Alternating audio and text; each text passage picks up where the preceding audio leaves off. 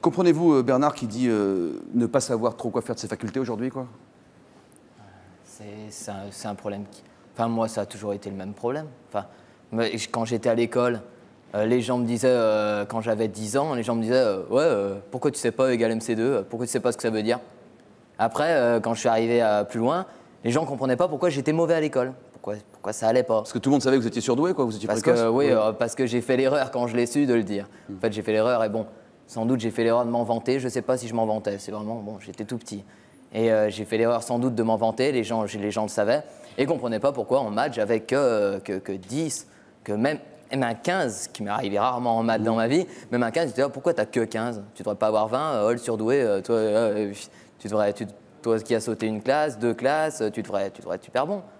Pourquoi vous avez été dépisté plus tôt que votre sœur alors que vous êtes plus jeune qu'elle?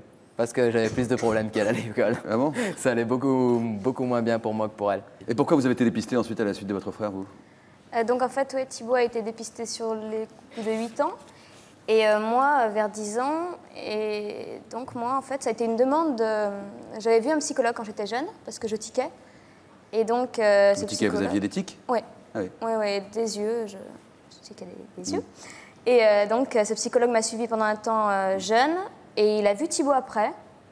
Et je crois que, enfin, à ce que je me rappelle, ce psy a su que Thibaut était, avait passé ses tests et était donc en enfant précoce. Et il a dit à mes parents pourquoi pas le faire passer à Fanny.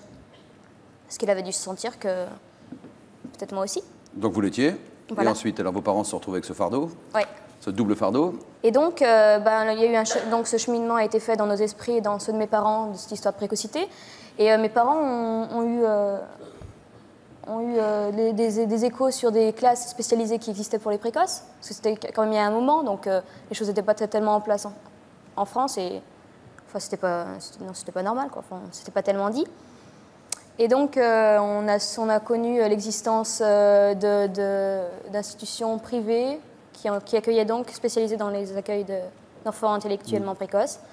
Donc, on y est parti. Moi, en 4e, 3e, et Thibaut en 6e, 5e. La même année, on y est partis tous les deux. On est allé donc à Nice, on est parti de Saint-Étienne à Nice, à Michelet. Et là, c'était le pied. Enfin, vraiment, pour moi, le pied total. Parce que je me retrouvais dans un truc qui me ressemblait, quoi. Qui vous intéressait, quoi, au fond. Vous vous ennuyez plus, quoi. Et vous, Thibaut? Moi, il faut que je reprenne l'histoire du début, quoi, parce que j'ai pas vraiment la même. Moi, disons, quand je suis arrivé en CM1, j'ai sauté le CM2. Oui, moi, j'ai pas sauté de classe. Et je suis arrivé en 6e, j'étais content, je me dis, c'est la 6e, ça y est, je vais enfin apprendre des trucs qui vont peut-être un peu plus m'intéresser parce que j'avais le problème en primaire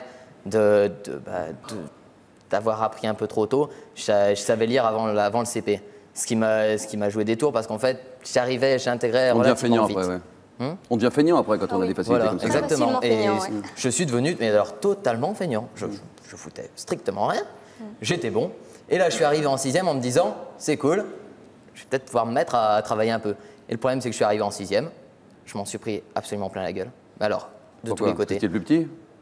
1, j'étais le plus petit. 2, alors le look d'un télo, je crois qu'on fait pas mieux que moi. Oui. Tous il y a les Rémi problèmes, qui est bien aussi, oui. Oui. tous les problèmes qu'on peut avoir en sautant une classe en arrivant en 6e. Et j'avais des profs qui étaient des vrais locs. Donc Truc impressionnant. Donc vous avez décroché, enfin je veux dire... C'est là que ça a commencé, enfin, ça a commencé disons au CE2 en fait, dès le CE2 où j'étais à peu près là, toute la scolarité après, ça a fait... Même Michelet? Même Michelet. Pour moi, Michelet, quand je suis parti à Nice, l'esprit dans lequel j'étais, c'était plutôt de recommencer à zéro.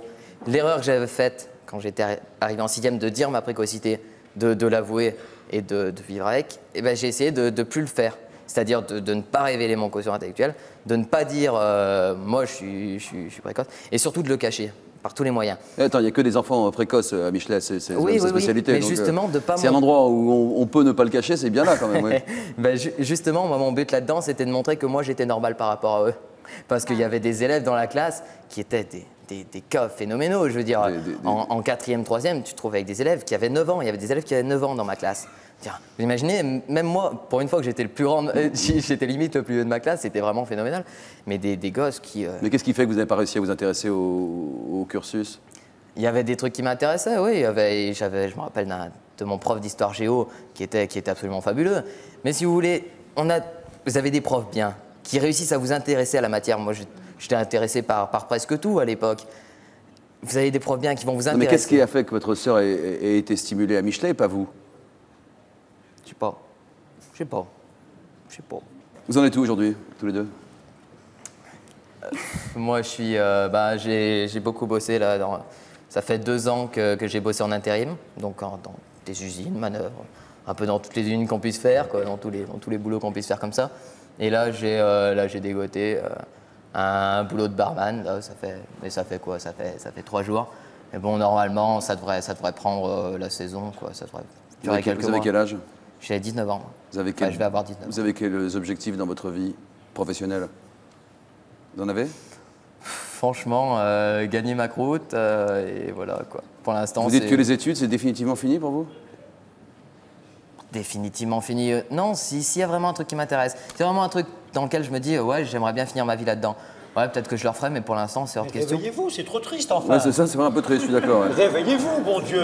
Qu'est-ce que c'est que cette soumission absurde? Vous avez 1000 choses à faire. Ouais, j'ai 1000 choses à faire, et alors?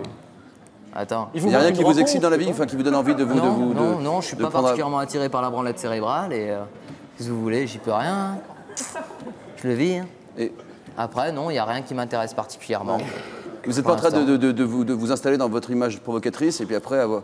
Non, parce que l'effet pervers, c'est d'avoir des difficultés à en sortir ensuite. Hein. Après, oui, bien sûr. Mais à 18 ans, 19 ans, les choses ne sont pas jouées, loin de là. Hein. Mais voilà, exactement. Bon, pour l'instant, je me dis, je vis comme ça. J'essaye de m'installer un minimum, de faire ce que j'ai à faire, de voir ce qui m'intéresse à côté. Après, je me sens absolument pas la force de retourner à l'école de toute manière, quoi qu'il faille faire. Et vous, Fanny, vous en êtes où?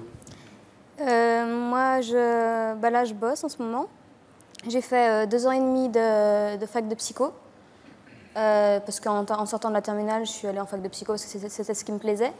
Et puis je me suis rendu compte que ça ne me convenait pas du tout. Donc j'ai arrêté en janvier. Un jour après avoir quitté la fac, j'ai trouvé du boulot. Et donc je travaille. Et qu'est-ce que vous faites comme boulot? Je fais veilleuse de nuit dans une fondation qui accueille des enfants et des adultes handicapés moteurs. Et ça vous plaît comme boulot? Ouais, ça me plaît. D'accord.